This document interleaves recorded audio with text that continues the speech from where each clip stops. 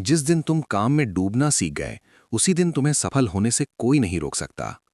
मनुष्य के जीवन में असफलता का सबसे बड़ा कारण परिस्थितियां नहीं होती, संसाधनों की कमी नहीं होती और न ही भाग्य की क्रूरता होती है। स्वामी विवेकानंद स्पष्ट कहते हैं कि असफलता का मूल कारण है मन का भटकाव। जब मन इधर उधर बड़ा होता है, जब शरीर एक काम करता है और मन 100 दिशाओं में दौड़ता है, तब शक्ति बिखर जाती है। और जहां शक्ति बिखरती है, वहां महान परिणाम कभी जन्म नहीं लेते। विवेकानंद जी का जीवन स्वयं इस बात का प्रमाण है कि जो व्यक्ति अपने कार्य में पूर्णतः डूब जाता है, वही साधारण होते हुए भी असाधारण बन जाता है। काम में डूबना कोई साधारण वाक्य नहीं है, ये एक आध्यात्मिक अवस्था है। इसका अर्थ केवल मेहनत करना नहीं, बल्कि अपने काम के साथ ऐसा तादाद में स्थापित कर लेना है कि मैं और मेरा काम अलग अलग ना रहें। जब मनुष्य इस अवस्था को प्राप्त करता है, तब थकान तपस्या बन जाती है, संघर्ष साधना बन जाता है और हर कठिनाई उसे तोड़ने के बजाय निखारने लगती है। स्वामी विवेकानंद कहते हैं, एक समय में एक ही काम करो और उसमें अपनी आत्मा डाल दो। ये वाक्य साधारण लगता है, लेकिन इसके भीतर जीवन बदल देने की शक्ति छिपी है। आज का मनुष्य एक साथ सब कुछ पाना चाहता है।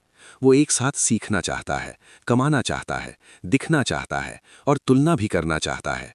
परिणाम स्वरूप उसका मन कभी स्थिर नहीं होता।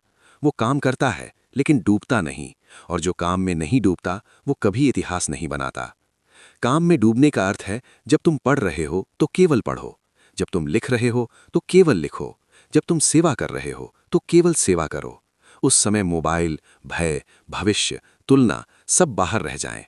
विवेकानंद जी मानते थे कि एकाग्रता ही समस्त ज्ञान और सफलता की जननी है। जिस व्यक्ति ने एकाग्रता को साध लिया, उसने जीवन की सबसे बड़ी विद्या सीख ली। आज अधिकांश लोग शिकायत करते हैं, मेहनत करता हूं फिर भी आगे नहीं बढ़ता, काम तो बहुत करता हूं लेकिन परिणाम नहीं मिलता। स्वामी विवेकानंद ऐसे लोगों से एक ही प्रश्न पूछते, क्या तुम सच में काम में डूबते हो या केवल समय बिताते हो? काम में डूबना मतलब घड़ी गिनना नहीं, काम में डूबना मतलब घड़ी भूल जाना।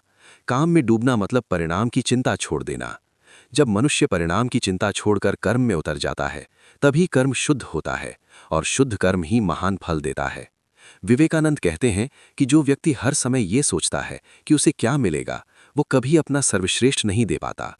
लेकिन जो व्यक्ति ये सोचता है कि मुझे अपना सर्वश्रेष्ठ देना है, उसके पीछे परिणाम स्वयं चलकर आते हैं। स्वामी विवेकानंद का जीवन संघर्ष, अभाव और अपमान से भरा हुआ था। उनके पास न धन था, न स्थायी आश्रय, न निश्चित भविष्य, लेकिन उनके पास एक चीज थी, अपने उद्देश्य में पूर्ण डुबाव। जब वे वेदांत का अध्ययन करते थे तो पूरी तरह उसमें डूब जाते थे। जब वे भारत की पीड़ा पर विचार करते थे तो उनकी आत्मा कांप उठती थी। और जब वे बोलते थे तो उनके शब्द नहीं, उनकी आत्मा बोलती थी। यही कारण था कि दुनिया उन्हें सुनने के लिए रुक जाती थी। काम में डूबना सिखाता है कि शिकायत कैसे छोड़नी है, तुलना से कैसे मुक्त होना है और डर को कैसे पिघलाना है।